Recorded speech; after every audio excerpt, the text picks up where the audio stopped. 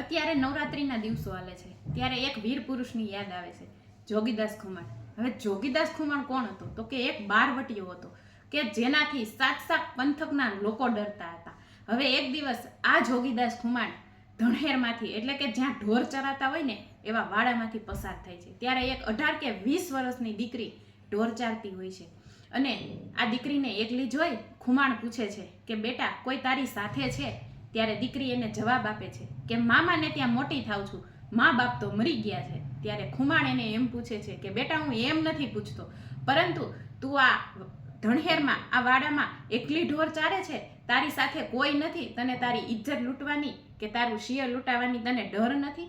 ત્યારે દીકરી એને જવાબ આપે છે કે અમારા પંથકમાં છે ને જોગીદાસ ખુમાણના 12 વટિયા છે અને એ જોગીદાસ ખુમાણ બાપ મારી માથે બેઠો છે ને ત્યારે મારે કોનો ડર ઈ કે કોની તાકાત છે કે મારી સામે જોવે ઈ કે? ત્યારે જોગીદાસ ખુમાણ છે એ સૂરજદેવની સામે 2 હાથ ઊંચા કરીને બોલે છે કે હે કશ્યપના દેવ સૂરજ, મારું 12 વટિયું હાલે કે ન હાલે, પરંતુ આ 18 કે 20 વર્ષની દીકરી જો મારા ભરોસે એ કે ઢોર ચારી શકતી હોય ને તો આ ઇજ્જત મારી આમનમ રાખજે દાદા, મારી ઇજ્જત આમનમ રાખજે.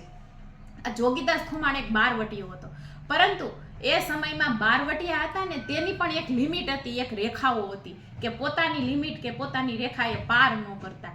તે આખા ગામડા લૂંટી લેતા, પરંતુ કોઈ પણ સ્ત્રીને કે કોઈ પણ દીકરીને સામું ખરાબ નજરે ન જોતા અને તે ગમે તે સ્ત્રીને માં કે દીકરીની નજરે જ જોતા. અને આપણે તો અત્યારે આપણો સમાજ છે એ સભ્યતામાંથી આવી રહ્યો છે.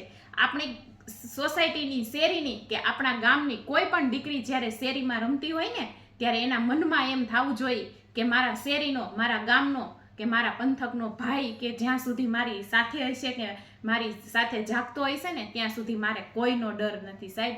અને અત્યારે આપણો સમાજ તો એક સારા સભ્યતામાંથી આવી રહ્યો છે. તો આપણા સમાજની અંદર જોગીદાસ ખુમાણ જેવા વીરતાની જરૂર છે અને એના વિચારોની જરૂર છે. અને જો તમને આ વિડીયો ગમ્યો હોય તો લાઈક કરી, શેર કરી અને મારા ચેનલમાં જો નવા હોય તો સબસ્ક્રાઈબ કરી લેજો.